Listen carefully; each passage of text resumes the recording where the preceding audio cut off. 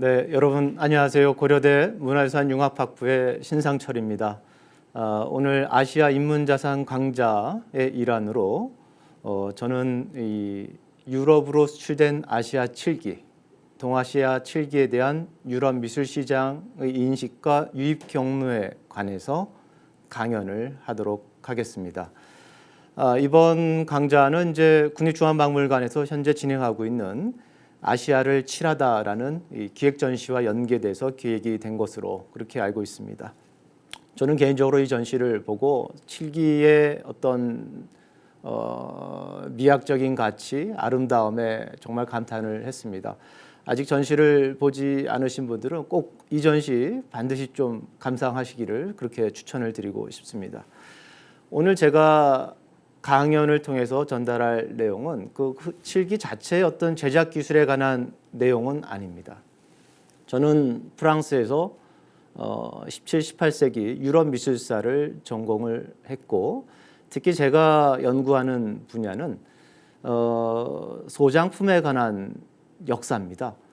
보통 이제 미술사 하면 작가에 대한 분석도 많이 하고 작품의 양식에 대한 연구도 많이 하는데, 최근에 유럽 미술사학계에서는 이런 창작 과정뿐만 아니라 창작 이후에 예술 작품이 어떻게 우리 사회에서 수용됐는가, 이 과정을 상당히 중요한 미술사의 연구 주제로 선택을 하고 있습니다. 특히 이제 이 소장품이라는 것은 그 미술품이 창작됐던 시기, 그리고 작가가 사망한 이후에 그 작품에 대한 평가가 어떻게 바뀌었는지를 이해하는 데 아주 중요한 하나의 근거가 되는 주제라고 볼 수가 있고요. 또 예술의 수용 과정에서 우리가 주목을 해야 될 것은 그것을 사용하고 있는 사람들, 소장하고 있는 사람들의 취향입니다.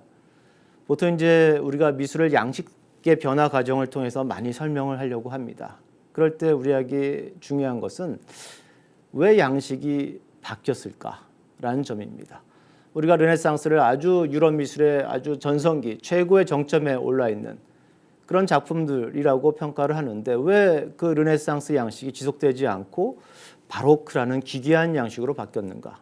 그 근본적인 원인을 찾아서 들어가면 거기에는 바로 예술을 향유하는 사람들, 미술품을 소장하고 있는 사람들의 취향이 바뀌었기 때문이다, 이렇게 우리가 분석을 할 수가 있습니다. 그렇다면 여기서 더 깊게 들어가서 이 미술사를 연구하는 사람들이 관심을 갖는 부분은 취향은 왜 바뀌냐, 이 주제입니다. 왜 취향이 바뀔까? 취향을 변화시키는 동인은 무엇인가? 어디에서 새로운 취향이 생성되는가? 이거를 연구하면 양식의 변화 과정을 좀 더 명확하게 우리가 설명을 할 수가 있습니다. 그렇기 때문에 우리는 미술 시장에 대해서 상당히 많은 관심을 갖게 됩니다. 미술 시장에서의 트렌드, 새로운 예술 작품이 유입돼서 그 지역의 작가들에게 어떠한 영향을 끼쳤느냐, 이런 점들이 제가 연구하는 핵심적인 부분이라고 볼 수가 있는데, 오늘 동아시아 7기에 관한 저의 강연도 이 주제에 맞춰서 유럽 미술 시장에서 특히 16세기에서 18세기 사이 한 200년가량 유럽인들은 동아시아 7기를 어떻게 인식을 했고, 어떤 경로로 이 아시아 대륙 끝에 있는 이 7기 유물들이 서유럽까지 전달이 됐는가, 이 부분을 제가 설명을 드리고자 합니다. 제가 여러분들을 여기서는 화면으로 볼 수가 없기 때문에 제 강의의 속도라든가 뭐 강의의 어떤 용어의 어떤 난해함, 이런 것들을 제가 이제 확인을 할 수가 없습니다. 그래서 어려운 점이 있으시면 채팅방을 통해서 의견을 표출해 주시면 여기 진행자분께서 저에게 또 다시 전달을 해드릴 그런 방식으로 아마 진행이 되는 것 같습니다. 그러면 제가 준비한 도판 자료를 보여드리면서 오늘의 주제에 대한 본격적인 강연을 시작하도록 하겠습니다. 동아시아 7기가 서구 사회에 처음 유입된 시기는 포르투갈과 네덜란드 상인들에 의해서 본격적인 동서해양 무역로가 개설되던 16세기 무렵입니다. 이 시기에 동양의 진귀한 향료, 비단, 그리고 도자기의 유통 경로를 따라서 중국과 일본의 칠기들이 유럽인들에게 소개가 되었습니다. 중국과 일본에서 제작된 칠기 공예품들을 유럽인들이 보고 깜짝 놀랍니다. 가장 큰 이유는 재료의 일단 특성에 감탄을 하게 됩니다. 칠기 도료를 사용한 이 장식 예술품은 유럽에서 제작이 된 적이 없습니다.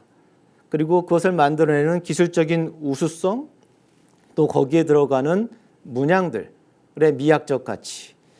그래서 이것을 이제 유럽인들은 모방을 하기 위해서 많은 노력을 합니다. 근데 결국 자기들이 원하는 결과물을 얻지 못합니다. 같은 시기에 유럽에 유입됐던 도자기는 마이센 자기 등을 통해서 혹은 프랑스의 세브르 공방을 통해서 비슷한 수준의 결과물을 도출을 시켰지만 이 칠기를 능가하는 유럽 제품은 절대 나오지를 못했습니다. 그렇기 때문에 유럽 미술 애호가들, 유럽의 상류 사회에서 동아시아 칠기 공예품은 언제나 신비롭고 그 제작 기술을 알 수 없으니까 아주 신비롭고 그러면서도 값비싸고 호화로운 그런 물건으로 인식이 되게 됩니다.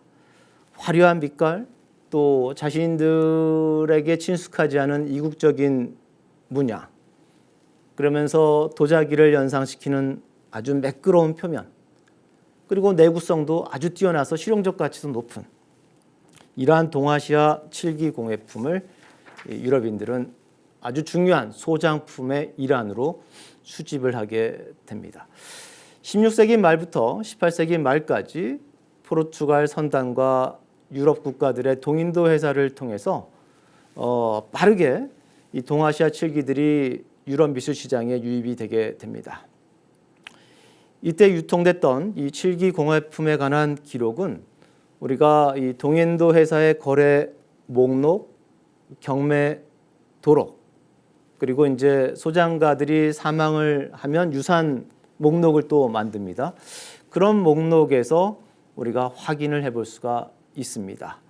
자, 그런데 아쉬운 점은 이러한 목록들은 주로 이제 상업적 거래를 목적으로 작성이 됐기 때문에 이 목록에서 가장 자세하게 언급되는 것은 이제 가격입니다. 그리고 크기, 색상, 용도 이런 것들만 언급이 되어 있고 작품의 미학적 가치라든가 정확하게 그 문양이라든가 거기에 들어가는 주제에 대해서는 좀 언급이 없습니다. 그렇기 때문에 16세기에서 18세기에 동인도 회사나 포르투갈 선단을 통해서 유럽에 유입된 동아시아 칠기를 연구하는 게 상당히 어렵습니다. 실제 남아있는 유물도 많지 않고 그나마 그 유물들에 관한 기록들이 거의 다 제한적이기 때문에 연구에 상당히 어려움은 있지만 이러한 목록을 통해서 우리는 이 동아시아 칠기들이 상당히 비싼 가격에 거래가 되었다라는 점을 알 수가 있고요. 그 다음에 동양의 도자기들은 일부분 생활용기로도 활용이 되고 또 일부분은 감상용으로도 소장이 됐지만 이 중국과 일본에서 제작된 칠기 공예품들은 주로 감상용으로 실내 장식을 하는 용도로 활용되었다라는 점을 우리가 이러한 목록을 통해서 확인을 해볼 수가 있습니다.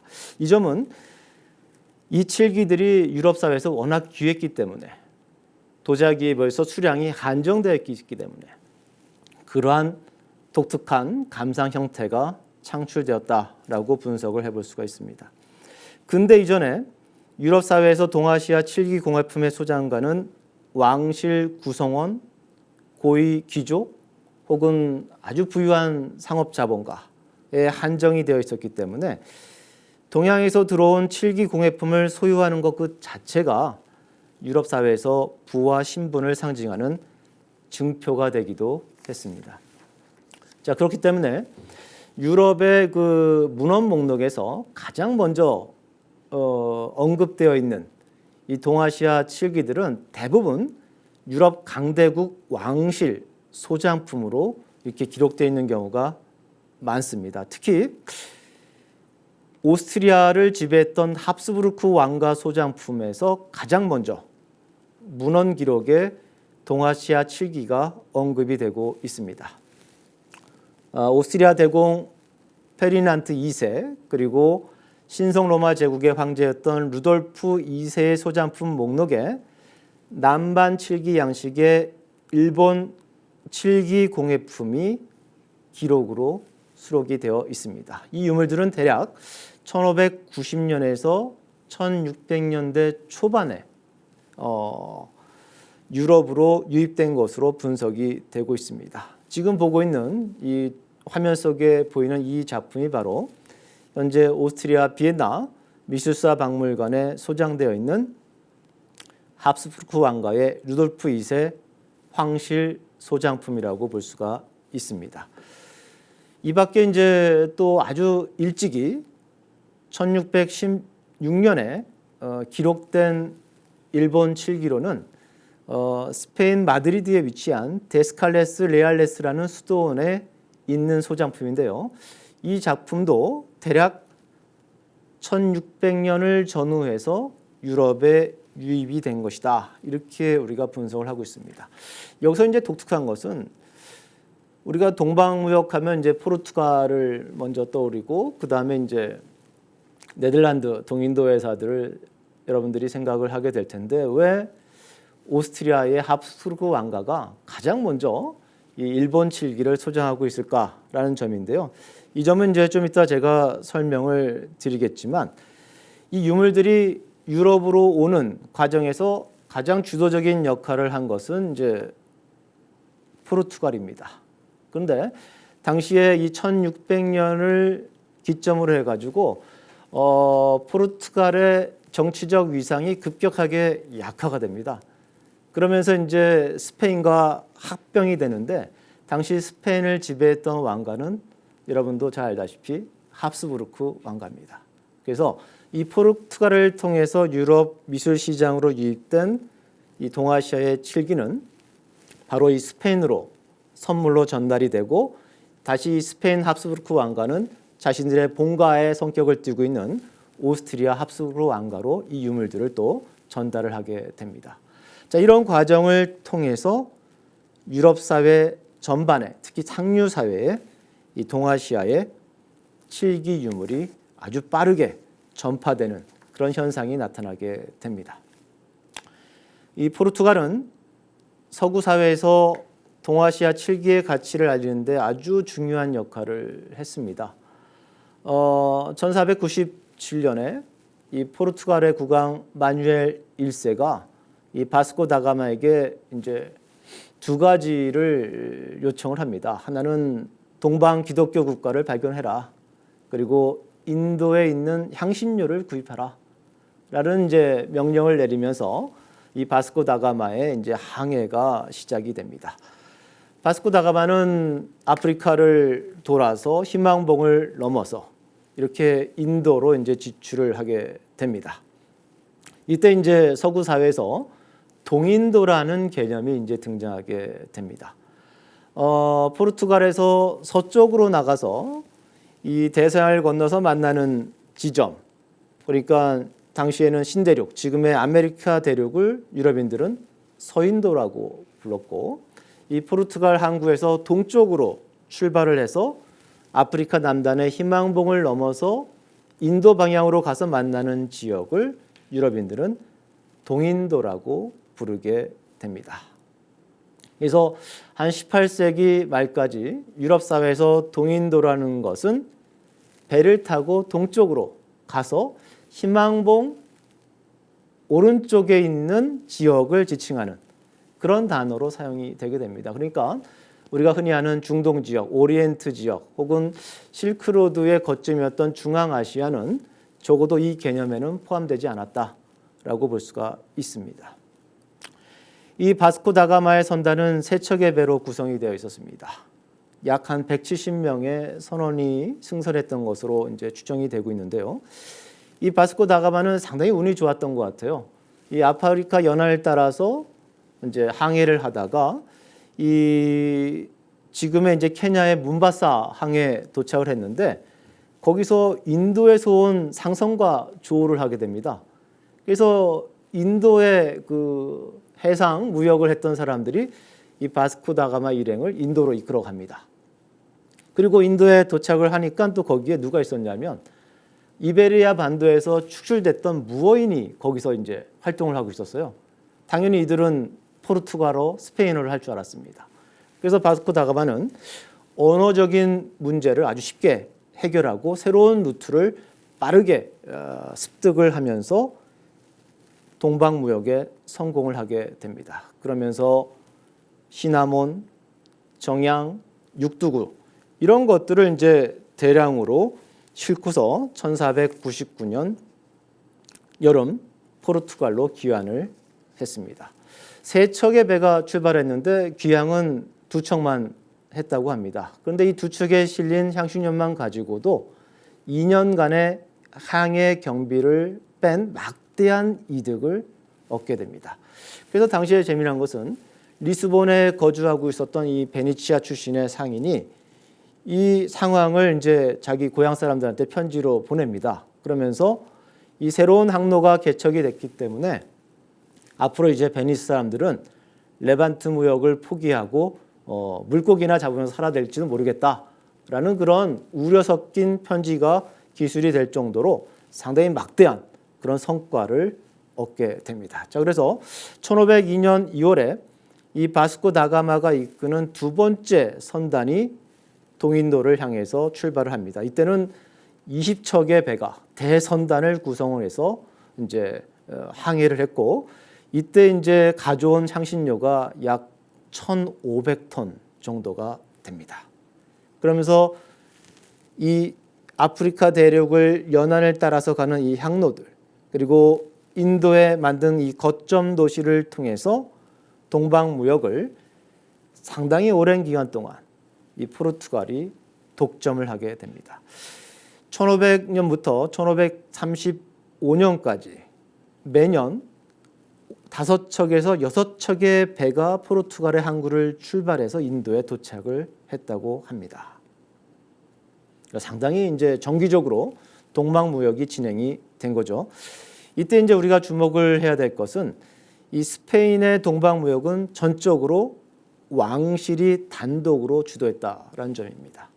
우리가 좀 이따 이제 언급하게 될 이 네덜란드나 이 프랑스와 같은 이런 동인도 회사들은 민간 사업자들이 많이 개입이 되어 있었는데 이 포르투갈은 철저하게 왕실의 주도하에 각 거점 도시에 총독을 파견하고 그것을 관리하면서 해상 무역을 진행했다라는 점이 하나의 독특한 점이라고 볼 수가 있습니다. 당시 이제 이 인도양의 거점 도시는 이제 고아였습니다. 그래서 인도 고아에 이 포르투갈 국왕이 임명한 이 왕의 대리인 총독이 주재를 했고 그리고 이제 이 인근 지역으로 여러 개의 거점 도시들을 쫙 건립을 하게 됩니다. 이것을 이제 우리가 동서 교류사를 하는 사람들은 에스타도 다 인디아, 포르투갈의 인디아 고리다 이렇게 우리가 부릅니다. 이 거점 도시들이 쫙 설치가 되어 있는데 이것을 관리하는 방식이 상당히 현명했던 것 같습니다. 포르투갈은 뭐 지금도 그렇지만 이렇게 인구가 많은 그런 나라는 아닙니다. 그렇기 때문에 전략적으로 이 포르투갈 왕실은 이 내륙으로 진입하는 것을 철저하게 막았습니다. 이 동인도 무역에 참여했던 그 선단의 병력들이 될 수 있으면 현지 국가와 무력 충돌을 벌이지 않는 자신들이 필요한 해상 무역권만 관리할 수 있도록 연안가에다가 집중적으로 이러한 어떤 거점 도시들을 개설하면서 이 포르투갈 왕실이 직접적으로 주도하는 아주 효율적인 그러한 무역 시스템을 구축을 하게 됩니다. 1516년에 이미 약 4천여 명의 포르투갈인들이 아시아의 거점 도시에서 활동을 했다라는 기록이 있으니까 상당히 많은 인력들이 현지에 진출을 했었다라는 것을 알 수가 있습니다. 자, 그런데 이 무역에서 약한 고리가 생겨납니다. 포르투갈은 아프리카 연안을 따라서 희망봉을 돌아서 인도양을 진출했습니다. 그런데 이미 동방무역을 진행했던 아랍 상인들 혹은 베니스의 상인들은 더 빠른 경로를 개척을 합니다. 그래서 여기 지도에서 보시면 우리가 이제 뭐 최근에 이 국제 뉴스에서 자주 나오는 이 예멘의 아덴항이라는 항구가 있습니다. 그 항이 인도양과 홍해를 연결하는 아주 중요한 전략적인 위치에 자리를 잡고 있는데 그 홍해를 따라서 아랍 상인들이 향료 무역을 진행을 하게 되고 또 지역에 이제 진출해 있었던 이 포르투갈인들에 대한 통제가 약화되면서 이들의 사무역이 증가하게 됩니다. 그렇게 되니까 당연히 포르투갈 왕실의 무역 이득이 줄어드는 이러한 문제가 발생을 해서 결국 포르투갈 왕실은 이 무역 영역을 좀 더 동쪽으로 확장시키는 그러한 전략을 채택을 하게 됩니다. 더 많은 수익을 얻을 수 있는 그런 곳으로 진출하기 위해서 인도에서 더 동적인 동아시아 지역으로 진출하는 과정에서 결국 이 포르투갈 함선이 일본에 도착을 하게 됩니다. 일본에서 포르투갈인들은 아주 빠르게 칠기 제품들을 구입하기 시작합니다. 지금 이제 우리가 보고 있는 이 남방 병풍 속에 등장하는 포르투갈인들이 칠기 유물들을 구입을 해서 포르투갈 배에 이제 승선시키는 그런 작업을 하는 것을 볼 수가 있는데 왜 포르투갈인들이 이렇게 일본에 있는 여러 가지 공예품 중에 칠기에 주목을 했는가? 거기에는 이제 크게 두 가지 이유가 있을 것이다. 이렇게 추정이 됩니다. 첫 번째는 중국을 거쳐서 이제 일본을 들어가게 되는데 이미 중국 사회에 진출해 있었던 카톨릭 선교사들이 일본 칠기들에 대해서 아주 높게 평가하는 그런 보고서를 작성을 하게 됩니다. 중국 상류 사회에서 일본 칠기들이 매우 정교하고 완성도가 높은 작품들로 정평이 나 있다라는 보고서를 중국에 진출되어 있는 이 예수의 선교사들이 기록으로 남긴 그런 자료들이 있습니다. 그러면서 중국의 미술 애호가들이 가장 선호하는 소장 작품 중에 하나가 바로 일본에서 만들어진 칠기 제품이다. 자, 이 기록들은 결국 이 무역의 이득을 증대시키기 위해서 동아시아 끝까지 진출을 했던 이 포르투갈 상단에게 상당히 중요한 그런 이 칠기들을 구입하는 동인으로 작용을 하게 됩니다. 그리고 또 이제 이 중국에 진출해 있었던 이 예수의 선교사뿐만 아니라 당시에는 일본에도 이 유럽 출신의 선교사들이 많이 진출을 하고 있었는데 이들 중에 포르투갈 출신의 주앙 로드리게스라는 인물이 있습니다.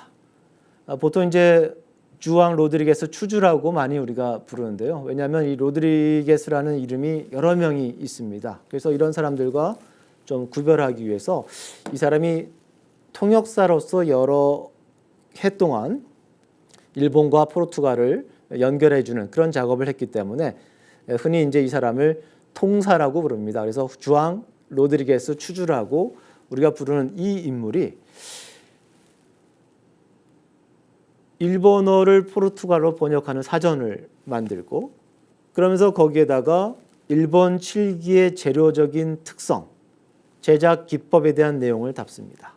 그러면서 일본에서 금가루를 뿌려서 장식하는 방식, 그러니까 막기의 양식에 대한 언급이 여기서 나오는데 이런 유물들은 세상의 그 어떤 것들보다도 화려하고 일본 내에서도 워낙 값비싼 물건이기 때문에 오직 귀족들과 상류층만 사용하고 있다라는 기록을 남깁니다. 이런 것들이 결국 포르투갈인들에게 상당히 이 칠기에 관심을 높이는 그런 어떤 근거로 작동을 했을 것이다. 이렇게 우리가 분석을 해볼 수가 있습니다. 처음에 인도양에 진출했던 포르투갈인들은 좀 더 많은 무역적 이득을 획득하고 새로운 교역 물품을 확보하기 위해서 동아시아로 진출을 합니다. 그런 과정에서 이 포르투갈인들은 동아시아 영내 무역망을 구축을 하게 됩니다. 인도, 동남아시아, 중국, 일본을 연결하는 일종의 이제 우리가 남반 무역이라고 하는 영내 무역망을 구축을 해가지고 그 거점을 초기에는 이제 마카오에 두고 이 마카오를 기점으로 해서 중국의 물품과 일본의 유물을 교환하고 동아시아의 향신료를 또 일본과 중국에 제공하는 방식으로 이득을 취하는 이런 무역 체계를 구축을 하게 됩니다. 자, 이런 무역망을 통해서 처음 일본의 칠기가 포르투갈 산단에게 전달이 되고 다시 본국으로 이동을 했기 때문에 이렇게 해서 전달된 초기의 수출용 칠기를 우리는 남만 칠기라고 부르게 됩니다.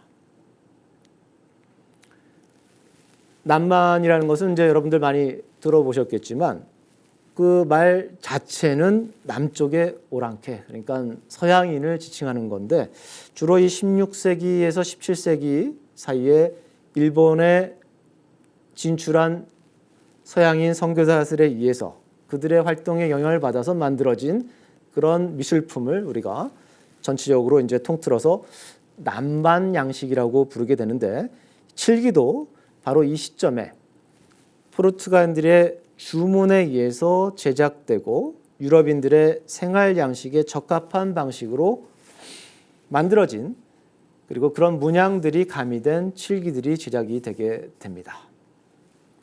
이런 남반 칠기는 대체로 1590년에서 1600년 사이에 집중적으로 제작이 돼서 유럽으로 반출이 된 것으로 분석이 되고 있습니다.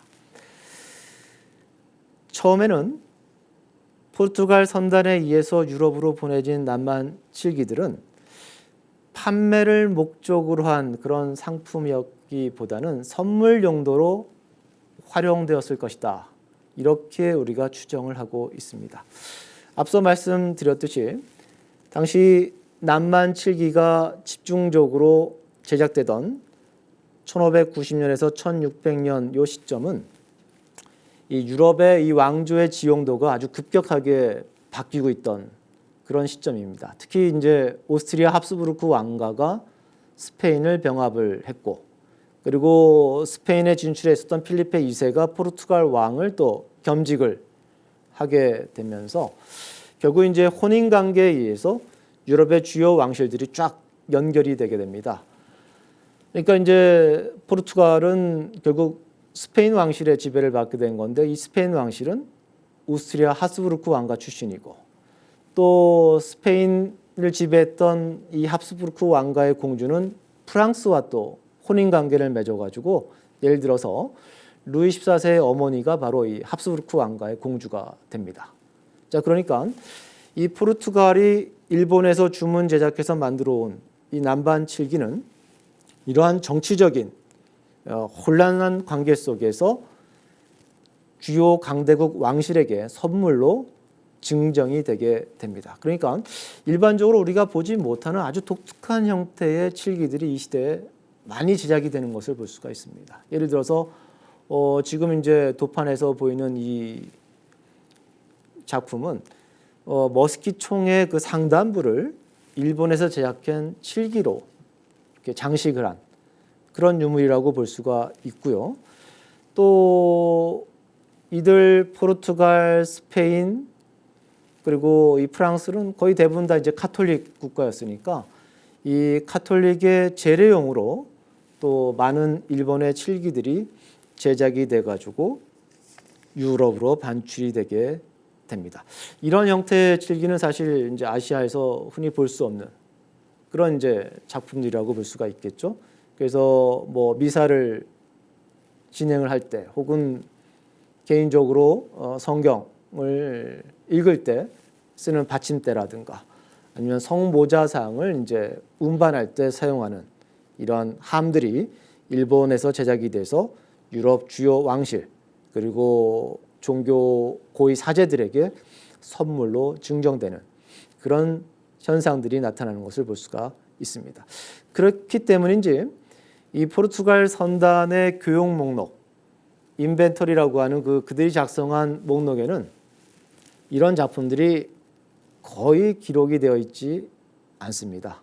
그러니까 처음부터 제작이 될 때 특정한 대상, 목적을 염두에 두고 주문 제작된 그러한 칠기 형태라고 우리가 볼 수가 있습니다. 자, 그래서 이 포르투갈을 통해서 이제 처음 이 동아시아 칠기가 유럽으로 유입이 됐고 유럽의 미술 시장에서도 가장 최고위층 상류층에게 한정돼서 그 유물이 유통이 되게 됩니다. 자, 그러다가 일본이나 아시아 전반의 칠기가 상품으로서 유통되던 시기는 조금 더 이제 지나서 포르투갈을 대체해서 네덜란드 동인도 회사가 동방무역을 주도했던 1640년대 이후라고 우리가 볼 수가 있습니다. 이 시점은 이제 기독교 포교 문제로 이 포르투갈과 일본의 막부 정부 간에 아주 치열한 갈등이 조성되던 그런 시점이라고 볼 수가 있습니다. 그때 이제 이 포르투갈을 대신해서 네덜란드가 일본과의 교역 관계를 확대해 나가게 됩니다. 그러면서 아주 이러한 외교 관계의 전환점이 되는 그런 시기가 이제 1641년에 이제 도래하게 되는데요. 이때 이제 히라도의 상관을 설치하고 있었던 이 네덜란드 동인도 회사의 거점이 나가사키의 데지마로 이주를 하게 되면서 이제 네덜란드가 포르투갈의 대일본 교역권을 대체하면서 본격적인 일본 칠기를 유럽으로 유통시키는 그러한 역할을 수행하게 됩니다. 자, 이러한 이 전환점은 일본 내에서의 어떤 그 기독교 탄압 문제하고도 연관이 있고요. 또 유럽 내에서의 정치적 지형도의 변화하고도 또 연계가 됩니다. 앞서 여러 차례 제가 말씀드렸듯이 1581년에 스페인의 필리페 2세가 포르투갈 국왕을 겸임하게 됐다라고 말씀을 드렸는데 이때 스페인은 플랑드르 지역을 또 점유하고 있었습니다. 이 플랑드르에는 네덜란드가 포함이 되어 있습니다. 그래서 스페인과 포르투갈이 병합되기 이전에는 포르투갈 상단이 동아시아에서 향신료라든가 아니면은 공예품들을 유럽의 시장으로 가지고 오면 그 포르투갈 항구에서 다시 북유럽에 있는 도시로 유통시키는 역할은 네덜란드 상인들이 수행을 했습니다. 그런데 1580년대가 오게 되면 이제 포르투갈은 네덜란드인들에게 적이 돼버립니다. 자, 그러면서 이제 네덜란드인들은 포르투갈의 무역품을 전달하는 그런 역할에서 이제 벗어나가지고 본인들이 직접 선단을 구축해서 동방무역을 진행시키는 이러한 과감한 이제 전략을 수립하게 됩니다. 그런 과정에서 이 플랑드르의 엔트워프라는 아주 중요한 그 거점 도시가 있는데 이 엔트워프의 신교도들이 네덜란드에 합류를 하게 되면서 이들의 자본력 그리고 이들이 포르투갈과 함께 그 항해했던 선원들의 인적 자원 이들이 전체가 이제 네덜란드로 이제 전수가 되게 됩니다. 그래서 1595년 4월에 이 네덜란드 함선 4척이 동인도를 향해서 암스테르담을 출발하게 됩니다. 그리고 한 2년여의 항해를 통해서 4척 중에 3척이 무사히 귀환을 했습니다. 물론 이제 많은 희생이 있었던 것 같습니다. 당시 출발을 했을 때는 선원이 240명이었는데 귀환 시기에 생존한 선원은 한 87명이 이라고 나왔으니까 상당히 많은 선원들이 항해 도중에 사망을 했다라는 것을 알 수가 있습니다. 이러한 문제에도 굴복하지 않고 1597년에서 1602년 사이에 다시 이제 네덜란드는 15개의 선단, 65척의 배를 동방으로 출항을 시키게 됩니다. 그러면서 지속적으로 이제 동방과의 무역을 시도하게 되는데, 당시에 이제 이 동방 무역은 네덜란드와 같은 이 작은 나라한테는 상당히 감당하기 힘든 그 경제적인 부담감을 가져다 주는 그런 무역 방식이었습니다. 왜냐하면 동인도를 왕복하는데 당시에 이제 바람을 이용했기 때문에 1년 반 정도가 소요가 됩니다. 그러면 처음에 투자했던 금액을 배가 돌아오는 기간 동안은 회수를 할 수가 없습니다. 그리고 배를 한 척만 보내면 그게 이제 뭐 중도에 사고가 날 수가 있기 때문에 항상 적어도 3척에서 4척의 배를 같이 묶어서 출항을 시켜야 됩니다. 그러니까 비용이 상당히 드는 그런 작업인 거죠. 게다가 이제 현지에서 향신료라든가 공예품을 구입하기 위해서 대량의 은을 싣고 갔습니다. 그러니까 은을 비축해서 싣고 가는 거, 그리고 선원들의 급료를 지급하는 거, 이런 것들이 상당히 부담스러운 작업이었습니다. 그래서 이 네덜란드인들은 상당히 이제 우리가 합리적인 그런 사고를 하는 상업적인 어떤 마인드가 뛰어난 그런 사람들로 우리가 이제 알고 있습니다. 이러한 어떤 네덜란드인들은 그동안의 어떤 상업적 기질을 발휘를 해가지고 네덜란드에서 운영하고 있었던 이 동인도 회사들을 하나로 통합을 시킵니다. 그래서 암스테르담에서 운영하던 동인도 회사, 델프트, 호른, 로테르담 혹은 비델베로 같은 이런 6개 도시들에서 운영하고 있던 동인도 회사들을 결합을 시켜가지고 우리가 이제 흔히 얘기하는 VOC라는 연합 동인도 회사를 결성을 하게 됩니다. 아주 강력한 그러한 동방 무역을 하는 전문 해운 업체가 이제 신설이 되었다라고 볼 수가 있고, 포르투갈과 다른 점은 포르투갈은 국왕이 직접 동방 무역을 주도하는 그런 역할을 했다면 이 네덜란드는 민간 회사의 성격을 띠고 있다는 점. 그렇기 때문에 훨씬 더 유연하게 모든 사업을 진행할 수 있다는 그런 장점을 가지고 있었습니다. 네덜란드 공화국 정부는 이 통합 동인도 회사에게 동방무역 독점권을 부여를 합니다. 그리고 민간 회사지만 이들이 만든 거점 도시들을 관리할 수 있는 그런 병권, 행정권도 같이 부여를 해줬습니다. 그러니까 사실상 민간 기업이지만 현지에 있는 거점 도시에서는 준국가의 권한을 가지고 있었다라고 볼 수가 있습니다. 다만 이제 반대적으로 네덜란드 정부가 이 동인도 회사에게 요청을 한 것은 만약에 네덜란드가 전쟁에 돌입하게 되면 반드시 이 동인도 회사의 선박을 전투용으로 제공해야 되는 그런 의무 조건을 달았다라는 점. 이 점을 빼고는 전적으로 자율적으로 운행을 하도록 그렇게 이제 정권을 일임하게 됩니다. 그래서 1603년 12월에 제1차 통합 네덜란드 동인도 회사의 함선이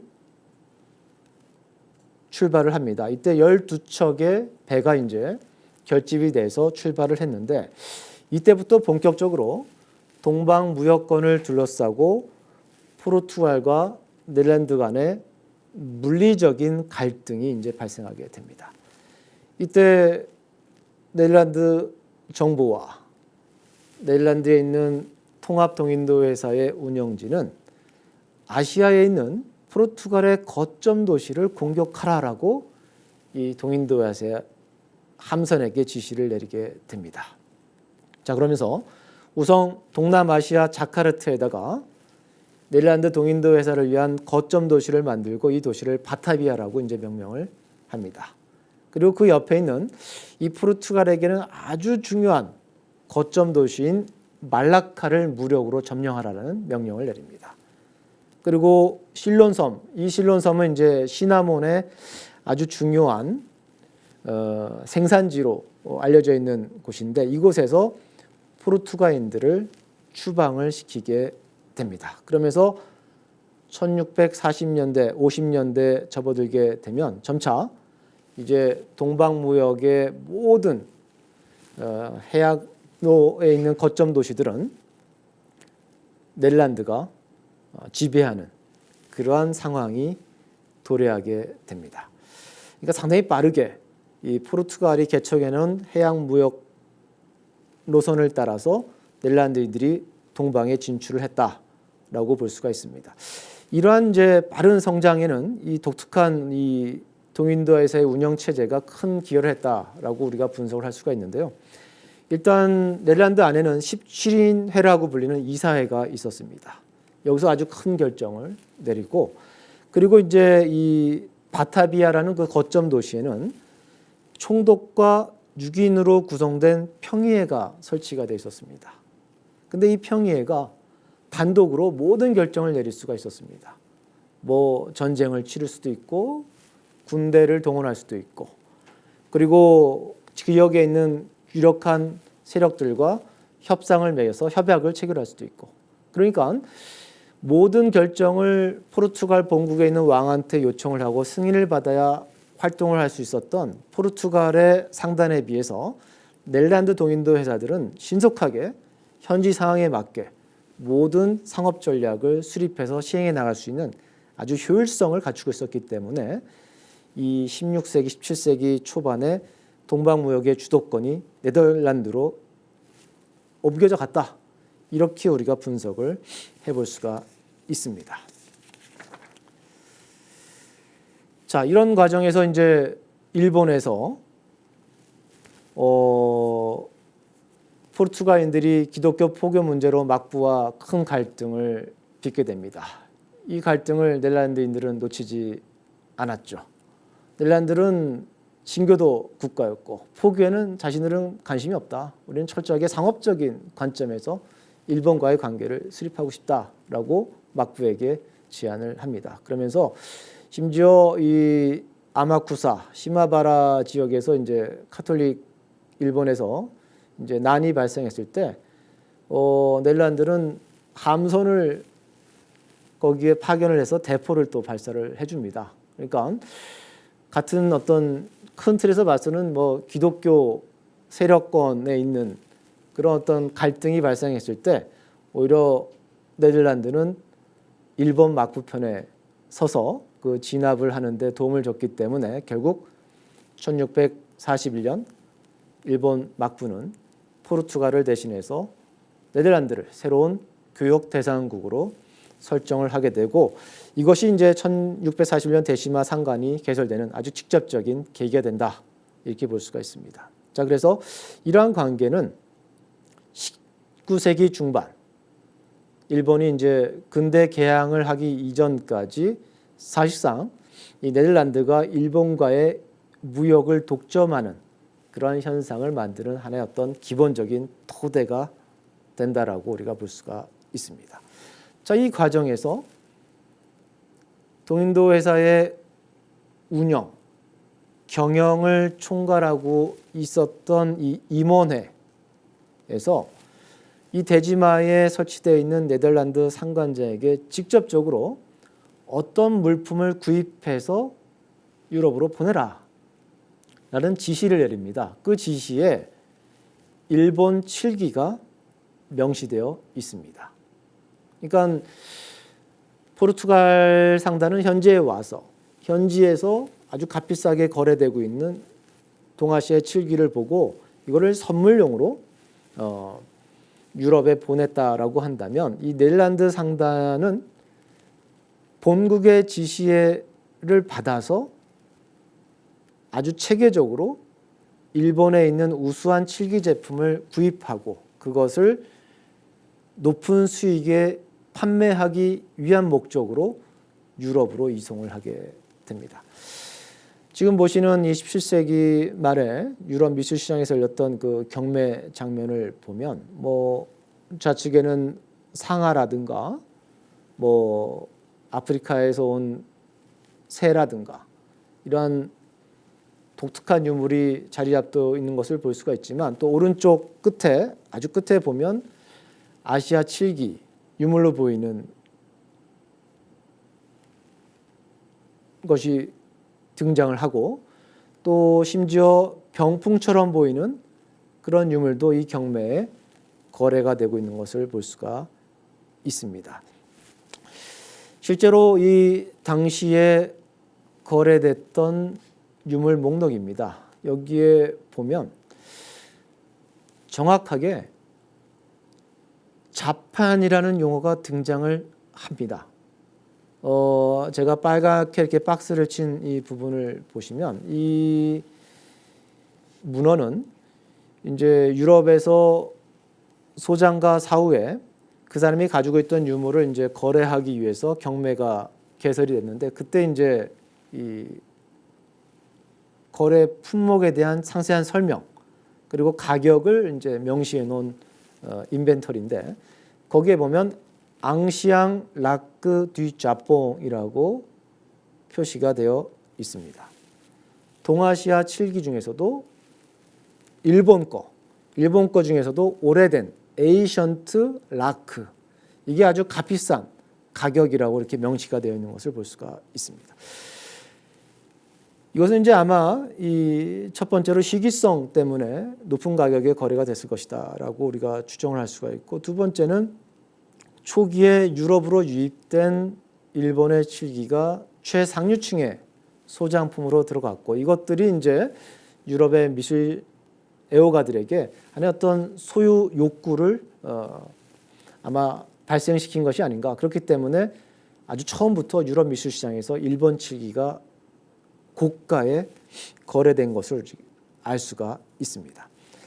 자, 그래서 본국 경영진의 구매 지시를 받았던 이 데지마 상관작은 처음에는 나가사키 지역의 장인들이 제작한 칠기를 구입을 했습니다. 그런데 실제로 이제 유럽에서 원했던 이 칠기는 상당히 최상품의 품질을 갖고 있는 그런 제품이었습니다. 그래서 이 데지마의 이 상관장은 교토 지역에 있는 칠기 장인들과 계약을 맺어서 이제 주문 제작을 통해서 최상급의 일본 칠기를 확보하는 그런 노력을 기울이게 됩니다. 17세기 중반부터 대략 한 1640년대 이후부터 통합 네덜란드 동인도 회사를 통해서 유럽으로 반출된 일본 칠기들은 대부분 교토 지역의 공방에서 제작이 된 것으로 이렇게 분석이 되고 있습니다. 그래서 출해기법 혹은 시해기법을 통해서 제작이 됐기 때문에 포르투갈인들이 유입시켰던 남반 칠기에 비해서 훨씬 더 회화적 화면 구성이 돋보이고, 또 장식 문양의 윤곽성이 아주 선명하게 드러나는 이런 칠기들이 유럽으로 유입이 되게 됩니다. 그러면서 이 네덜란드 동인도 회사는 자신들이 확보한 이 칠기들을 크게 네 가지로 등급을 나눕니다. 최상급, 엑스트라오디너리 뷰티풀, 그 다음에 우수한 거, 뷰티풀, 그 다음에 뭐 오디너리, 그 다음에 푸어, 네 단계로 구별해서 이제 가격을 다르게 책정해서 판매를 하게 되는데, 이 등급의 차이를 결정하는 가장 중요한 요인은 이 칠기 표면에 구현된 이미지의 질적 가치, 이미지의 완성도, 여기에 따라서 칠기의 등급이 매겨지게 됩니다. 자, 그래서 이 완성도 높은 최상급의 칠기, 이것이 이제 가장 고가의 거래가 됐기 때문에 이 데지마에 있는 네덜란드 상관작은 교토 지역에서 활동하고 있었던 일본 장인들과 개별적인 계약을 체결합니다. 하나하나 다 그 공방과 개별적인 계약을 체결을 하고, 상관에서 요청이 들어온 문양, 형태를 교토 지역의 공방에서 제작해라. 거기에 이제 인력이 있고 재료가 풍부하니까, 그래서 교토에서 제작된 칠기를 다시 나가사키의 데지마로 이송을 해서 그 이송된 물품의 최종 품질을 확인한 다음에 거기서 가격을 책정을 합니다. 일본 상인들에게 공고인 이제 장인들에게 건네줄 가격을 거기서 책정을 해서 유럽으로 반출하는 이런 방식을 통해서 칠기의 품질을 관리하는 아주 체계적인 그런 시스템을 구축을 했습니다. 자, 그렇기 때문에 이 유럽의 미술 시장에서 유통됐던 동아시아 칠기 중에서 최상급은 거의 다 네덜란드 상인들이 독점을 하고 있었다. 이렇게 이제 우리가 볼 수가 있는데요. 지금 이제 제가 도판에서 보여드리고 있는 요 그림은 18세기 파리에서 활동했던 미술 상인 상점의 홍보 포스터입니다. 제르생이라는 인물인데 이 사람에 대한 상당히 많은 기록이 있습니다. 처음에는 이제 가구를 판매했다가 그림도 거래하다가 나중에는 여기 포스터에서 보다시피 동양에서 유입된 도자기나 칠기를 판매하는 이러한 전문 미술 상인으로 이제 성공을 거뒀던 인물인데 이 사람의 상점의 이름이 파고드였습니다. 파고드. 그러니까 이름 자체가 동양적이죠. 그래서 알라 파고드, 파고드에서라는 그런 상점명을 가지고 동양 유물을 판매했는데 이 제르생이 쓴 기록에 의하면 프랑스 미술 상인은 최상급의 일본 칠기를 구하기가 현실적으로 어렵다. 그러니까 모든 가장 좋은 특히 이미지의 퀄리티가 높은 일본 칠기는 네덜란드를 통해서만 구입이 가능하다라는 그런 기록을 남겼습니다. 이걸 통해서 우리는 그 대지마 상관장이 얼마나 아주 고품격, 고품질의 일본 칠기를 확보해서 유럽으로 이송을 시켰는지를 우리가 확인을 할 수가 있습니다. 자, 그런데 문제는 이 과정에서 이제 일본의 장인들이 대지마 상관으로 들어갑니다. 그리고 대지마 상관에서 이 네덜란드 동인도 회사가 어떻게 무역을 하고 있는지를 이제 목격을 하게 됩니다. 지금 이제 이 도판에서 보다시피 자, 그런 과정에서 이 일본 장인들은 자신들이 판매한 금액보다 10배 넘게 혹은 20배에 가까운 고가의 일본 칠기가 유럽에서 판매되고 있다라는 것을 알게 됩니다. 그러자 이제 일본 장인들이 단합을 해가지고 이 가격을 이제 상승을 시키게 됩니다. 일정 정도의 가격에 도달하지 않으면 절대로 물품을 건네주지 않는 이런 이제 갈등 관계가 생성이 돼서 1661년에 대지마 상관장이었던 핸드릭 인디크라는 인물이 본국 경영지에게 당분간 칠기 구입을 중단하자라는 보고서를 보냅니다. 이 일본 장인들과 협상을 하기 위해서는 우리가 구매를 중단하는 것이 훨씬 더 유리하다. 그래서 구매 단가를 낮추기 위해서 일본 장인들과 이 네덜란드 대지마 상관장이 아주 치열한 그런 어떤 그 갈등 관계를 형성했다라는 것을 우리가 문헌 기록을 통해서도 찾아볼 수가 있습니다. 결국 이 문제는 해결이 잘 안 됐습니다. 그래서 본국에서 최종적으로 1693년에 대지마 상관장에게 일본 칠기의 구입을 중단하라라는 지시를 내립니다. 그런 가격으로 구입을 해서 유럽으로 유통을 시키면 판매 수익이 높지 않다.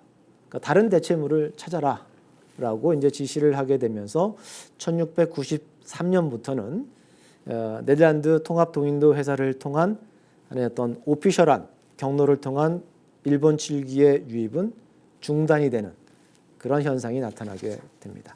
자, 그런데 1693년 이후에 동인도 회사의 공식적인 구입 목록에서 일본 칠기가 배제되었지만 그렇다고 해서 그 동인도 회사의 승선에 있었던 선원들이 현지에서 자비로 물건을 구입해서 유럽에 가져오는 이 사적 구매를 금지시키지는 않았습니다. 당시에 이제 이 선원들의 근로 조건이 아주 열악했습니다. 생명의 위협도 컸고, 그래서 이 선원들을 이제 안정적으로 고용하기 위해서는 이들에게 이제 동인도 회사가 일정 정도의 사적 구매를 허용하는 방식으로 이제 선원들에게 경제적인 이득을 보장해주는 그런 정책을 썼는데 이 네덜란드 동인도 회사의 본국 경영진은 이것을 배제시키지는 않았습니다. 그래서 선원들이 개별적으로 이렇게 칠기를 구입을 합니다.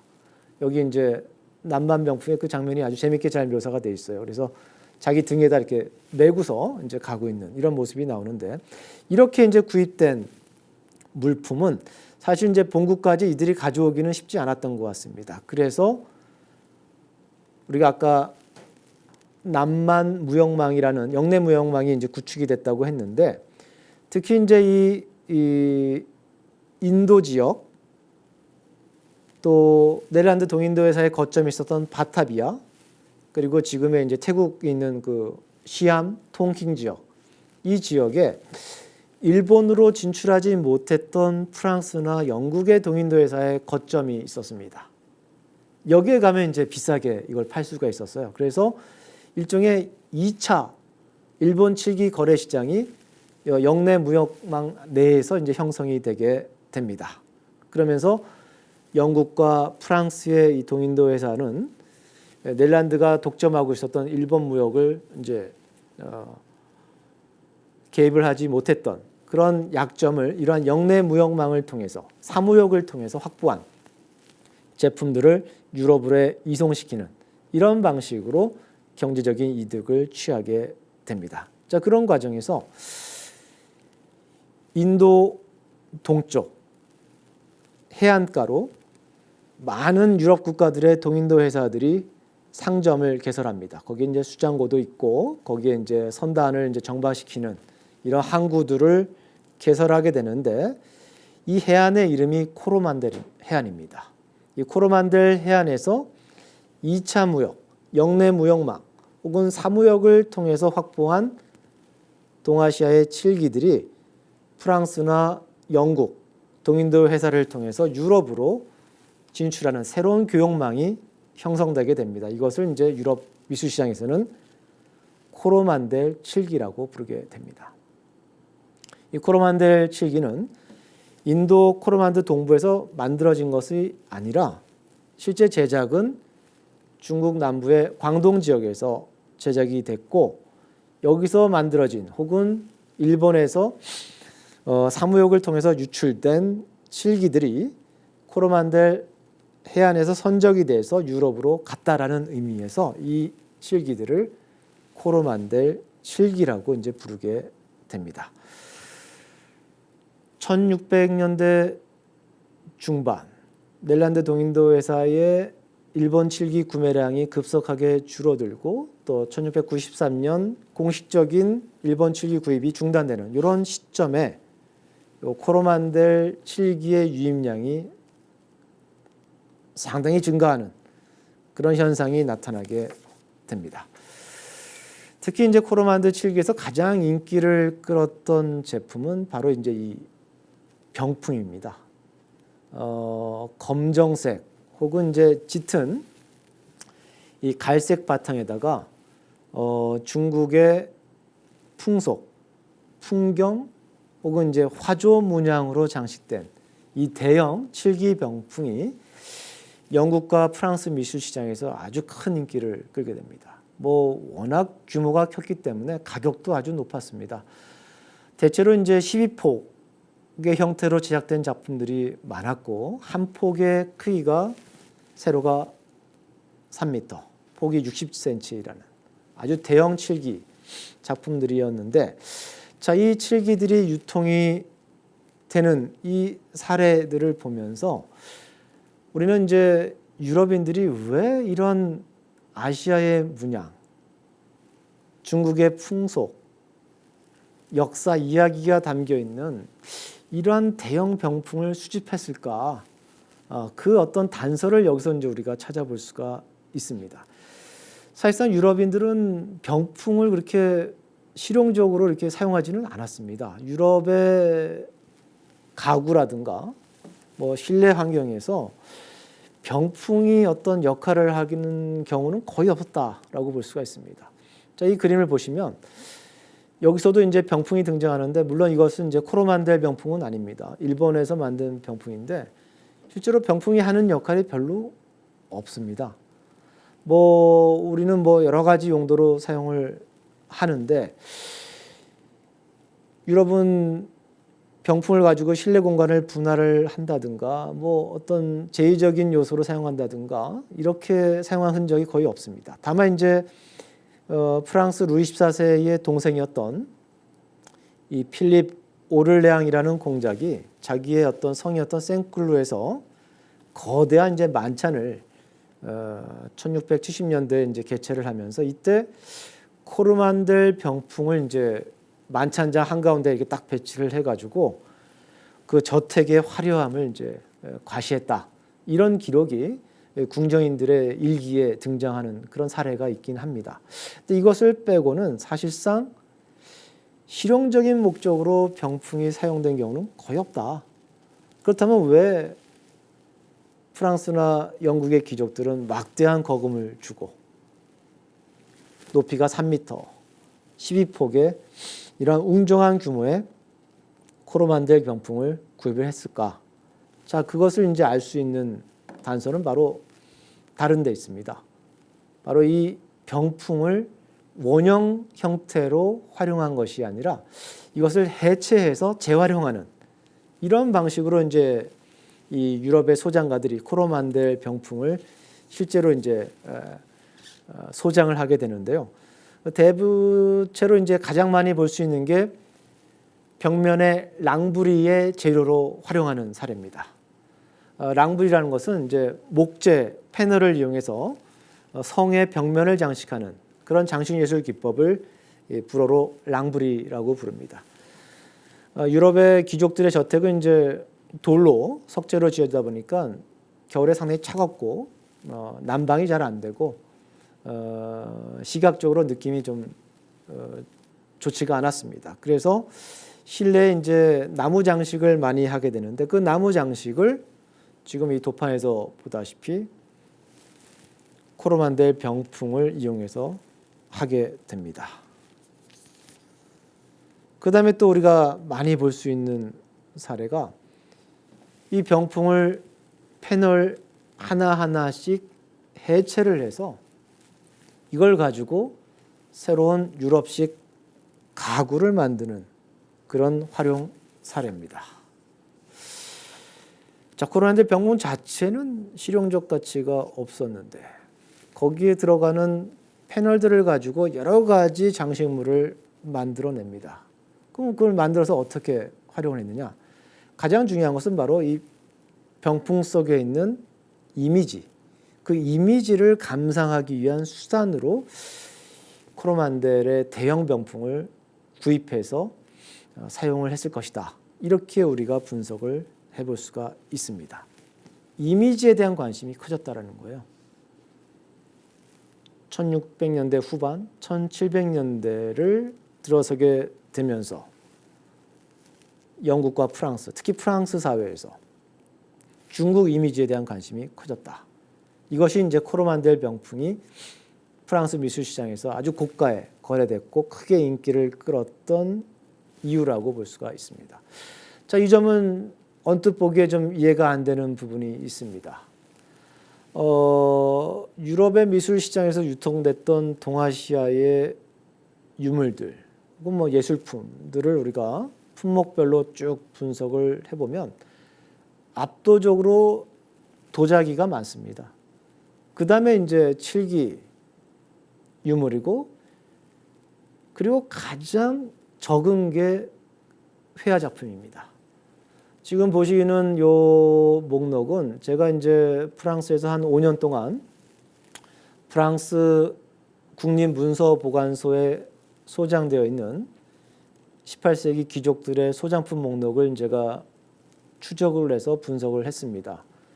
특히 이제 지금 이거 보고 있는 이 목록은 프랑스 혁명 초기에 공화주의 정부가 수립되면서 망명간 귀족들 왕실 컬렉션을 하나로 합쳐서 루브르로 옮기기 위해서 그 유물들을 선별하는 작업 과정에서 만들어진 목록입니다. 여기 보면 도자기가 한 750점, 그리고 이제 이 칠기 제품 유물들이 한 20점 정도 선별이 되어 있는 것을 볼 수가 있는데, 그림은 한 점도 없습니다.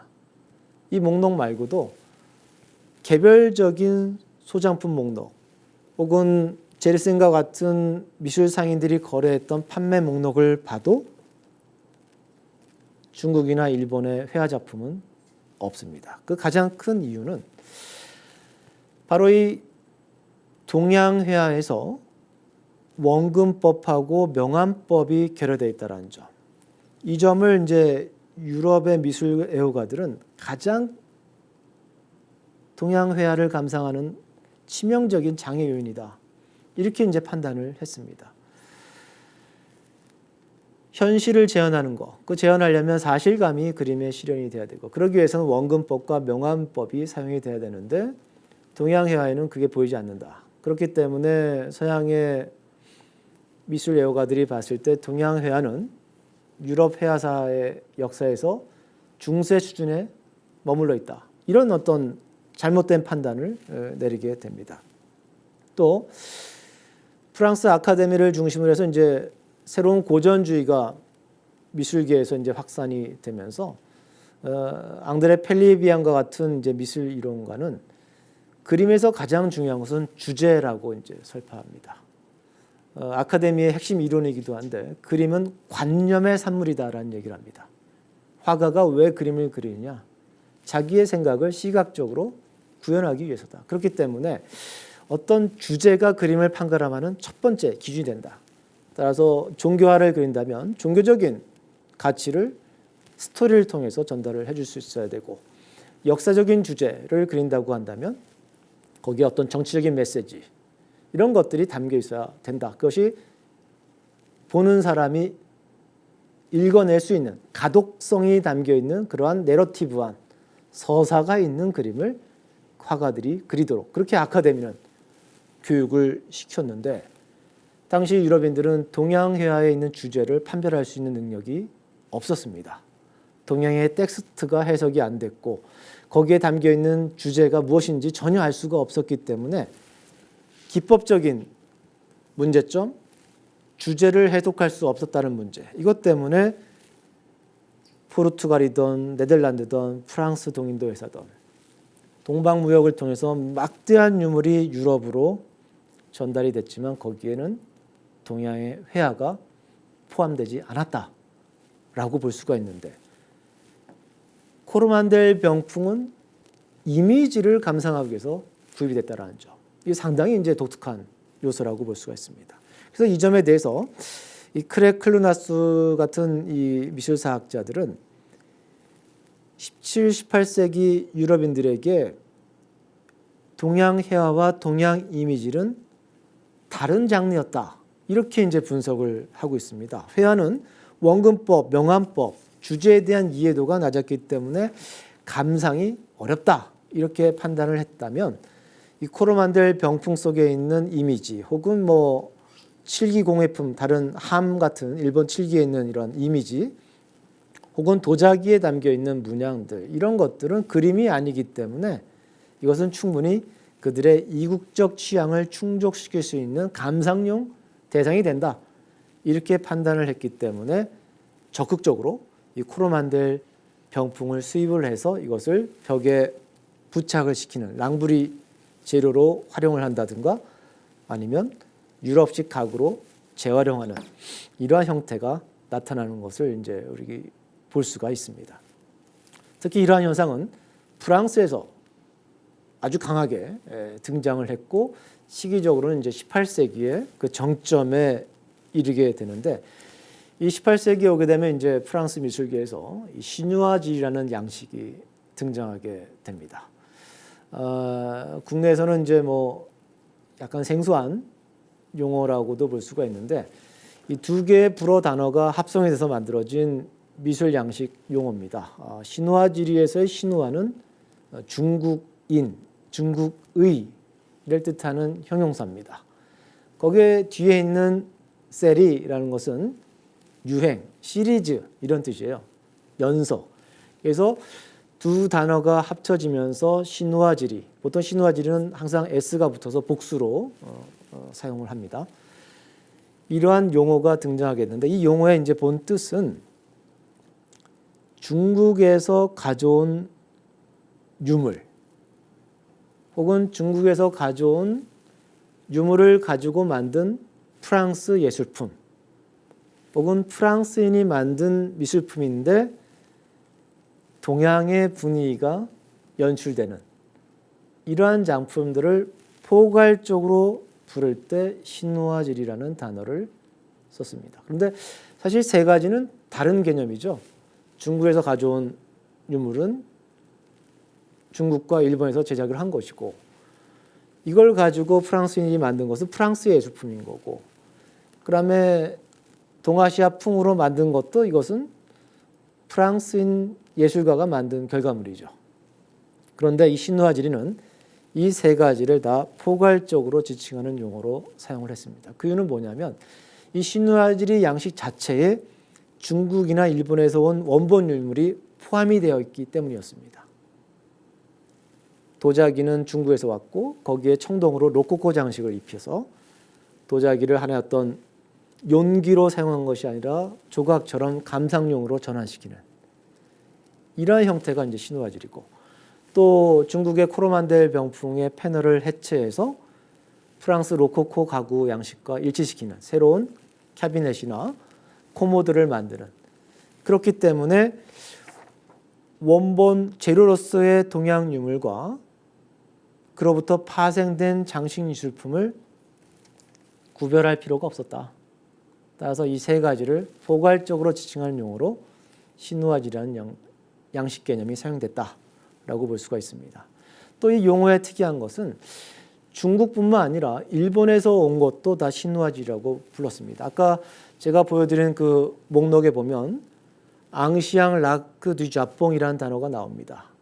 또 제르생의 목록에서도 중국의 570의 7기공예품보다는 일본 것이 훨씬 더 우수하고 일본의 최상급은 네덜란드 상인들만 독점을 하고 있다. 그래서 프랑스 상인들이 진입이 불가능하다.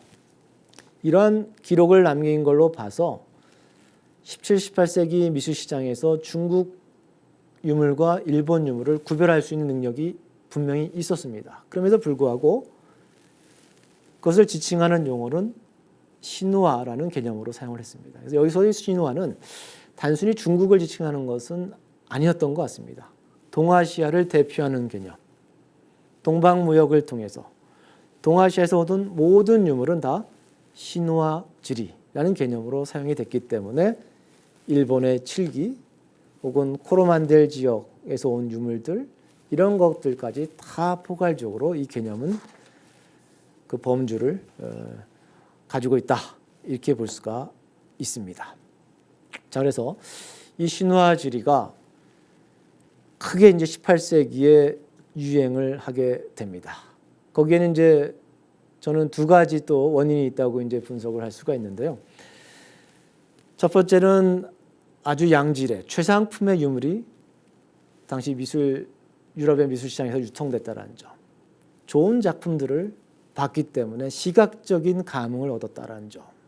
이것이 이제 프랑스를 비롯한 유럽의 미술 애호가들이 이 일본의 칠기나 코로만델 병풍 칠기에 그렇게 수집에 열광적으로 참여했다라는 그런 어떤 근거가 된다라고 볼 수가 있고, 두 번째 요인은 이 18세기 유럽 사회에서 동양 사회에 대한 아주 긍정적인 이미지가 생성이 되게 됩니다.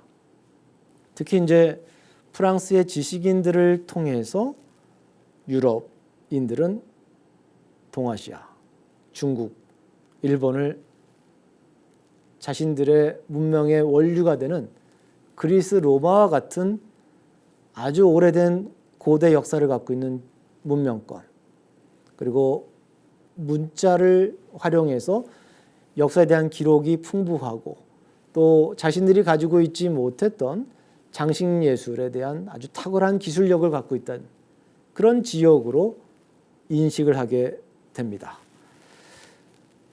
한 가지 이제 아쉬운 것은 회화에 대한 어떤 잘못된 편견을 갖고 있었다라는 점을 빼고는 전체적으로 18세기 초에서 프랑스 혁명이 발발하던 18세기 말까지 이 프랑스 지식사회에서 형성됐던 동아시아에 대한 인식은 오히려 지금보다도 훨씬 더 긍정적인 그런 어떤 이미지를 갖고 있었다라고 볼 수가 있는데, 거기에는 이제 이 예수의 선교사들의 역할이 아주 주요했습니다. 당시에 중국에 포교를 나갔던 예수의 선교사들에 대한 재정적인 지원은 주로 이 프랑스 왕실에서 담당을 하고 있었습니다. 당시 예수의 선교사들이 현지화 전략을 채택을 하면서 다른 교단들과 마찰을 빚게 됩니다. 그러면서 로마 교황 쪽으로부터 끊임없는 견제와 제재를 받게 되고, 또 기존의 동방 포교를 적극적으로 지원했던 포르투갈과 스페인은 이 동아시아에 대한 관심보다는 라틴 아메리카의 어떤 포교라든가 무역에 더 큰 관심을 가지게 됩니다. 자, 그래서 그 한해 어떤 빈틈을 차지한 것이 바로 프랑스 정부입니다. 프랑스가 예수의 선교사들을 이제 재정적으로 적극적으로 후원을 해주고, 그 대가로 선교사들에게 그 현지의 정보를 정확하게 기술해서 보내달라는 요청을 합니다. 심지어 프랑스에 있는 여러 아카데미, 과학 아카데미, 미술 아카데미의 그 총회를 열어가지고 그 회원들한테 우리에게 필요한 게 뭔가, 중국에 파견된 선교사들이 어떤 정보를 가져오면 유용할 것인가, 이거를 이제 조사를 해가지고 중국에 파견되는 선교사들에게는 문항을 만들어서 전달해 줍니다. 이러이러한 것을 좀 알아와라. 그 중에 이제 대표적인 게 도자기 제작 기술. 그래서 당트로콜은 실제로 가서 도자기 제작 기술을 정확하게 재료와 기법들에 대한 그런 보고서를 작성해서 프랑스로 보내게 되고, 이걸 기초로 해서 이제 프랑스의 도자기 산업이 발전을 하게 됩니다. 칠기도 마찬가지입니다. 예수의 선교사들이 이 오칠의 재료가 어디서 오는가, 어떻게 이것을 활용하는 그런 과정을 거치는가, 실제로 칠기의 문양은 어떤 식으로 만들어지는가, 이거를 정확하게 분석을 해서 이거를 프랑스에 가져와서 프랑스 과학 아카데미에서 강연을 합니다. 그러면서 이제 동아시아 예술품에 대한 보다 정확한 정보가 전달이 되게 되고, 거기에 더 나가서 이 프랑스 출신의 이 선교사들은 이 루이 14세 왕실의 지원을 더 지속적으로 받기 위해서 약간의 정보를 왜곡을 합니다. 그러면서 이 조아신 부베라든가 아니면 이제 다른 이 프랑스 출신의 이 선교사들은 중국의 포교가 상당히 수월하다. 심지어 강희제는 절반이 이미 크리스찬이다. 기독교화 됐다. 이시 절반은. 그 이유가 뭐냐? 바로 중국인은 종교 생활을 하지 않았기 때문에, 중국에는 종교가 없기 때문에 기독교가 그 영향력을 확산시키는데 아주 유리한 환경이 조성이 되어 있다. 이렇게 이제 보고서를 보냅니다. 그러면서 이 프랑스 선교사들은 파리에 보낸 보고서에다가 중국을 어떻게 묘사하냐면 유교에 의해서 통치되는 국가다. 근데 유교라는 것은 철학이다. 이렇게 이제 규정을 합니다. 자, 이게 사실은 왕실의 재정 지원을 받아가지고 선교사들의 활동을 좀 더 이렇게 재정적으로 튼튼하게 하기 위해서 만든 약간은 왜곡된 정보일 수 있는데, 이 보고서들이 파리에서 출간이 됐고, 이 보고서들을 프랑스의 계몽주의 철학자들이 읽습니다. 당시 프랑스의 계몽주의 철학자들은 아이러니하게도 카톨릭과 아주 극단적인 대립관계에 있었습니다. 당시 프랑스 지식사회는 기독교가 거의 지배하고 있었습니다. 신이 모든 것을 주재하는 사회에서 왜 인간이 스스로 사고를 하려고 하느냐. 철학이라는 것 자체가 필요 없다. 프랑스 대학에서 가르치는 것은 신의 뜻, 신학을 가르치는 게 중요한 것이지 철학이라는 그 학문 자체가 이단이다. 자, 이렇게 이제 기독교계의 견제를 받으면서 이 볼테르라든가 디드로는 철저하게 사상적인 어떤 자유의 탄압을 받게 됩니다. 그런데 중국에 파견돼 있는 예수의 선교사들이 보낸 자료를 보니까 중국은 황제도 유교라는 철학을 신봉을 하고 있고 관료를 뽑을 때도 유학자들을 뽑고 모든 사회 질서가 유교에 의해서 이루어지는. 그러니까 볼테르가 봤을 때는 자기가 추구했던 철학적 국가가 이미 중국에 실현되고 있구나 이런 생각을 하게 된 거예요. 그래서 중국을 우리가 가서 배워야 된다. 심지어 경제학자들 중에서는 중농학파라는 학파가 생겨납니다. 당시 유럽은 중상주의를 추구했습니다. 중상주의의 부의 개념은 전 세계 부의 총량은 총액이 정해져 있다는 거예요. 그래서 한 나라가 강대해지려면 무역을 통해서 다른 나라의 부를 뺏어와야 됩니다. 그래서 중산주의는 필연적으로 무역 갈등과 전쟁을 유발하게 돼 있습니다. 그런데 선교사들이 보낸 자료를 보면 중국은 무역을 안 한단 말이에요. 대무역을. 근데 어떻게 이렇게 강력한 부가 축적이 될 수 있느냐. 바로 농업을 통해서 부가 창출된다. 부의 총액은 정해져 있지 않다라는 이러한 새로운 개념의 중농주의 경제학자가 바로 예수의 선교사들의 기록을 근거로 해서 생겨나게 됩니다. 자, 그러면서 18세기 프랑스의 지식인들, 계몽주의 철학자들, 고위층을 중심으로 해서 중국에 대한 이제 환상을 가지게 됩니다. 이것은 이제 상당히 오랫동안 지속이 되는데 이런 과정들이 결합이 되면서 신우아주리가 오랫동안 프랑스 미술 시장에서 그 영향력을 행사하게 됩니다.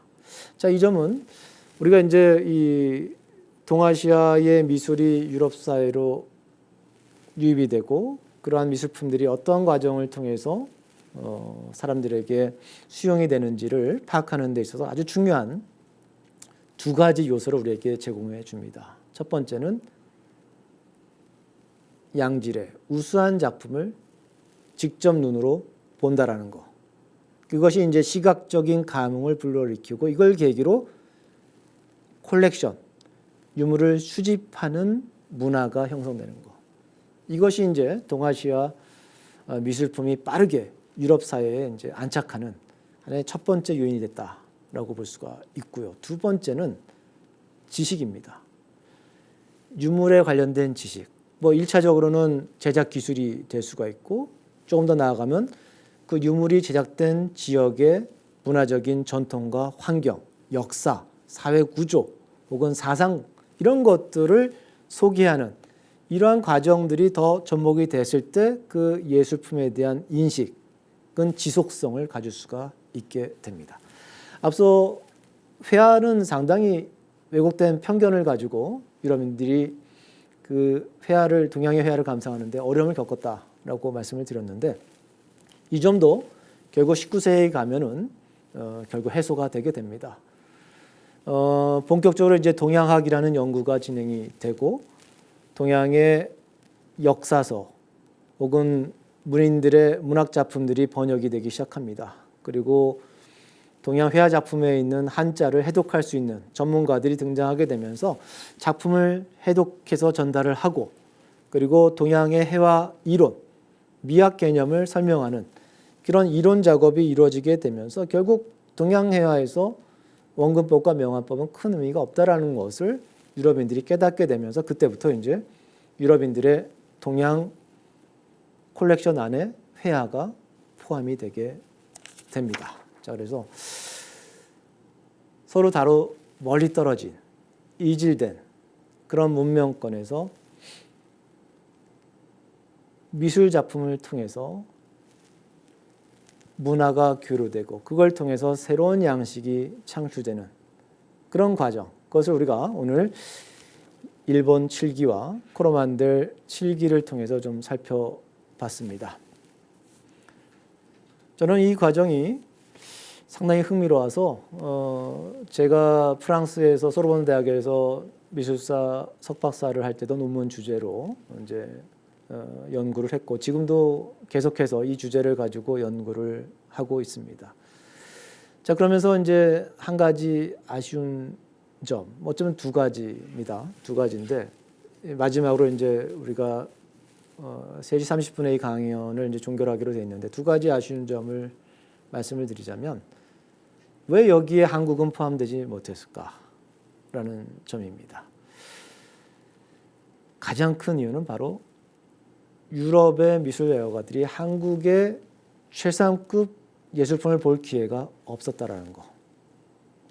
유물이 직접적으로 전달이 되지 않았기 때문에 유물에 대한 소장 문화가 형성되지 않았고, 그렇기 때문에 구매 지시를 내리지도 않았을 뿐더러 그 유물에 대한 정보를 수집하는 노력도 하지 않았다. 그러니까 가장 첫 번째 단계에서 우리는 막혀 있었다. 좋은 작품이 해외로 나가서 그 현지에 있는 미술 애호가들에게 어떤 미학적인 영감과 감흥을 주는 그런 작업을 우리가 하지 못했다라는 점. 이것이 이제 가장 한국 미술이 일본과 중국에 비해서 유럽 사회에 잘 알려지지 않은 그런 원인이 된다라는 점을 아쉽게 제가 분석을 하고 있고, 두 번째는 유럽 사회에서 동아시아 문명, 동아시아 미술을 이해하기 위해서 정말 많은 노력을 하고 있습니다. 그래서 여러분들이 유럽에 있는 도시들을 가보면 대다수의 도시마다 동양미술관, 동양박물관이 별도로 있습니다. 거기에 가면 중국, 일본, 작게 한국실도 있습니다. 박물관을 통해서 하나의 두 개의 전통이 하나로 혼합이 됩니다. 동인도 회사를 매개로 해서 들어왔던 유물 소장 문화, 박물관이 계승을 합니다. 또 예수의 선교사들이 수행해왔던 동양에 대한 지식을 수집하고 연구하고 그것을 이제 성과로 도출시켜서 예술 작품과 결합시키는 그 전통이 또 박물관이 계승을 합니다. 그래서 예전에는 동인도 회사 같은 미술 시장에서의 어떤 유물을 유입시키는 경로와 예수의 선교사를 통해서 지적 정보가 유입되는 경로가 분리되어 있었다라고 한다면 19세기 말부터 유럽 도시들에 설립되어 있는 동양 전문 박물관, 미술관을 통해서 두 개가 하나에서 이루어지게 되면서 이제 동양의 미술 문화를 유럽인들은 더 체계적으로 깊이 있게 습득하는 그런 어떤 기반을 마련하게 되고, 이런 과정에서 동양의 회화도 폭넓은 하나의 어떤 그 감상의 대상이 되었다. 이런 점을 봤을 때 왜 우리는 그런 박물관이 없을까? 작게는 우리 동아시아 3국, 중국, 일본, 한국, 혹은 조금 더 나아가면 동남아시아, 인도까지 이런 교류 관계, 이 교류사적인 어떤 이 문화의 전파 과정, 자극, 그래서 새로운 양식이 탄생하는 이런 과정을 보여주는 왜 박물관이 국립으로 존재하지 않느냐. 이 점을 상당히 저는 아쉽게 생각합니다. 그나마 국립중앙박물관에서 세계문화관이 형성이 됐고, 거기에 이제 동아시아 전문 전시도 만들어졌고, 지금 이 강연이 개최되는 계기가 된 아시아를 칠하다라는 이 교류사적인 전시가 이루어지는 이런 것들이 저는 더 확대돼야 되지 않느냐. 저는 뭐 지금도 상당히 긍정적인 역할을 하고 있다라고 생각을 하지만 조금 더 이것을 항구적으로 진행할 수 있는 그런 어떤 교류사적인 의미, 문명 간의 어떤 그 서로의 어떤 이 영감을 제공하고 새로운 양식이 탈동하는 과정을 보여주는 이런 박물관들이 조금 더 많이 우리 사회에 생겨야 되는 것이 아닌가. 그랬을 때 우리 문화가 더 풍성해지고 더 새로운 어떤 발전을 할 수 있는 그런 어떤 계기가 마련될 수 있지 않을까, 저는 그런 생각을 합니다. 그래서 이 두 가지 점을 마지막으로 말씀을 드리면서 오늘 제 강연을 마치도록 하겠습니다. 이 강연을 주최했던 박물관 측에서 이제 아마 채팅방을 통해서 제가 강연하는 도중에 질문을 받으신 것 같습니다. 그래서 저는 저 질문을 지금 이제 처음 보는 건데요.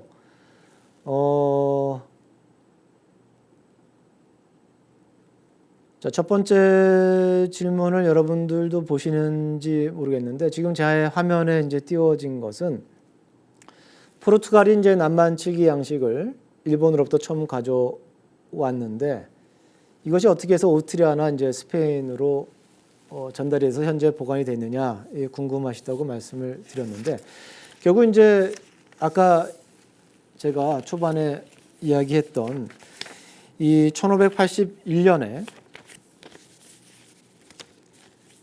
포르투갈이 스페인 필리페 2세의 이제 어떻게 보면 왕가가 통합이 되는, 병합이 되는 이런 이제 정치적인 변화를 겪게 되고, 당시 이제 스페인을 지배했던 왕실은 오스트리아 합스부르크 왕가 출신이었기 때문에 이들은 사실은 거의 혼인 관계로 다 연결이 되어 있었다, 이렇게 볼 수가 있습니다. 그런 점에서 결국 이제 스페인의 수도원 혹은 오스트리아 신성 로마 제국 왕실 수장품으로 현재 남아 있다, 이렇게 우리가 분석을 해볼 수가 있습니다.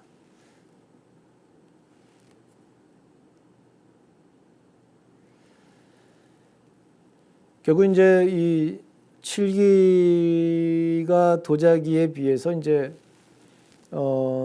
유럽에서 크게 이제 재생산 체제가 구축되지 않았다라는 거, 상대적으로 좀 미약했다라는 것은 그 재료 구입의 어려움이 아니었을까, 그런 생각이 듭니다. 그 도료를 얻는 작업, 이것이 일단은 상당히 현지의 어떤 지리적인 환경상 사실상 이제 어렵다 볼 수가 있고, 또 그 자연산 그 칠기 재료를 정제하는 과정, 이것이 아주 까다롭고 많은 이제 인력이 노력이 필요한데, 그것을 이제 하는 것이 아마 현실적으로 쉽지 않았을 것이다, 이렇게 이제 추정을 해볼 수가 있습니다. 그래서 결국 이제 유럽사에서는 그 베르니라고 하는, 우리가 이제 뭐 유화 작업을 할 때 그 표면에다가 니스칠을 하잖아요.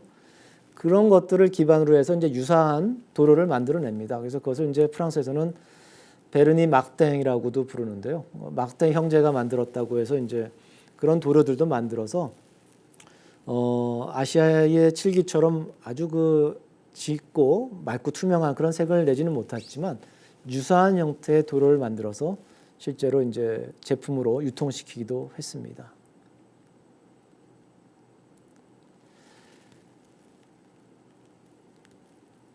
이제 세 번째 질문, 이제 어떤 문양을 선호했느냐라는 건데, 이제 코로만데 병풍에서 가장 많이 보이는 것은 인물이 등장하는 그런 이미지들입니다.